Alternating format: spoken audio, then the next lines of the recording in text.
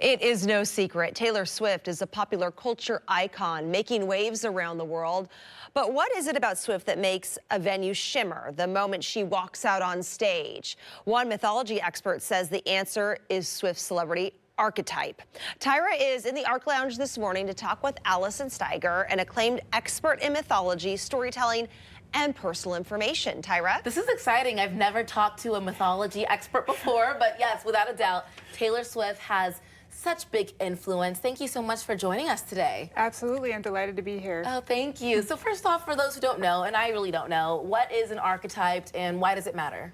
An archetype is what you might think of as the most perfect example of any kind of specific human experience. So we talk often about, say, the mother archetype. So everybody knows what a mother is. You could have a bad mother, you could have a good mother, but you know what that means, right? And you know that it's different from a ditch digger or an inventor or whatever. You know that that's a different part of human experience. So archetypes sort of capture what it means to have a specific kind of human experience. So what is Taylor Swift's archetypes? Why do you think people relate to her? Well, what I think is so interesting about Taylor Swift is that she is, in a way, creating a new archetype in real time.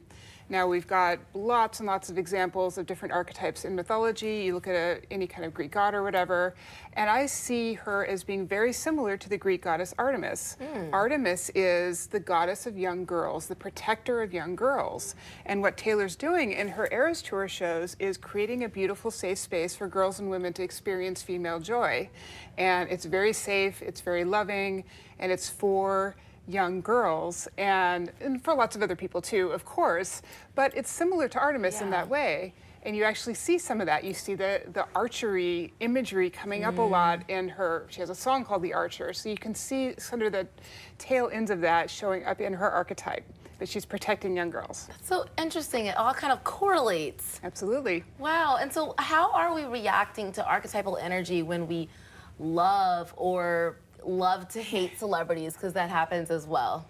Well, what's so interesting about it is that we react to things in ways that we might not necessarily understand on a conscious level, right? So you're going to need a particular archetypal energy in your life. So you might be drawn to Taylor Swift, or you might be drawn to hate Taylor Swift because that's filling a psychological need for you, right? So there are a lot of people that hate Taylor Swift, and there are a lot of people that hate other celebrities that are holding certain kinds of archetypal energy for them. You know, think about politicians or anything like that.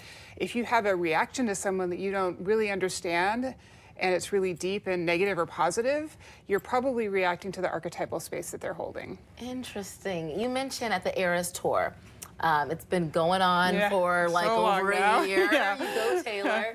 You mentioned, you know, when people attend, especially those young girls, they feel, they love, they're cheering for her. How can experiencing a show like the Eras Tour create a deeper meaning for those fans? Well, I got to attend it last year, and it was so amazing. The most powerful thing about it, I mean, we're all gathered together to celebrate the music and the work of this particular artist, but the power of that experience, for me at least, was in the crowd. These 70,000 people all having kind of a sacred experience, right? You're connecting to something that's much deeper than and goes outside of your day-to-day life.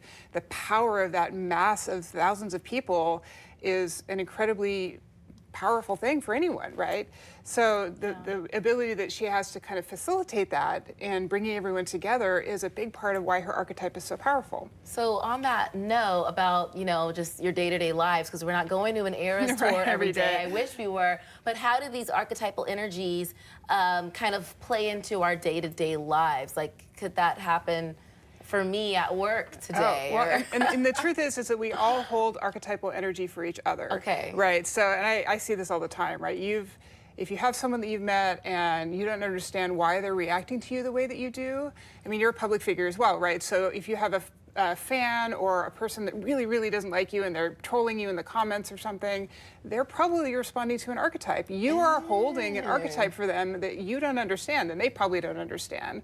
So it can help us understand what it is that makes people react the way they do that can sometimes seem a little bit inexplicable.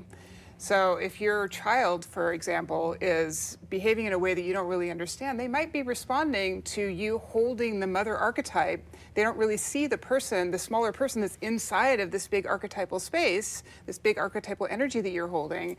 They need the mother archetype. And it made me a better mother when I realized this, right? Like my teenager needs a big, heavy archetype to push against as they're separating themselves from me. So if you can recognize when you're being an archetype for someone, sometimes you can say, yes, I can be that for you, or no, I need to not be that for you. I am not your mother. I am not that thing for you. I was gonna ask, is there such thing as a negative archetype? Like, could that be looked at, Yeah, I would say that there are light and shadow aspects to every archetype. So there's dark parts of the Taylor Swift thing. There's dark parts of the different politicians. I mean, they have their light aspects and their shadow aspects.